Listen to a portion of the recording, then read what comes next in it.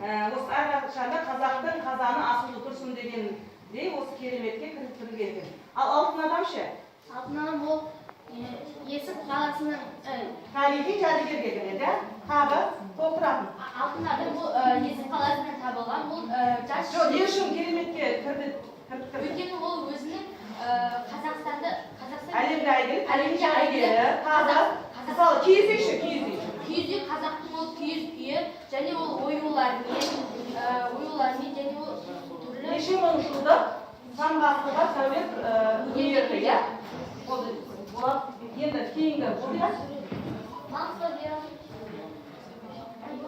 Толтыратындарың бар ма басқа? Ол ма иә? Ол Тамғалы тау жоталарынан табылған. Алматы облысындағы Тамғалы тау жоталары. ол жеткілікті болып отырады. Енді бұл қасиетті жетілік сайысымыз аяқталды. Ендігі кезде оқиғалар тізбегі.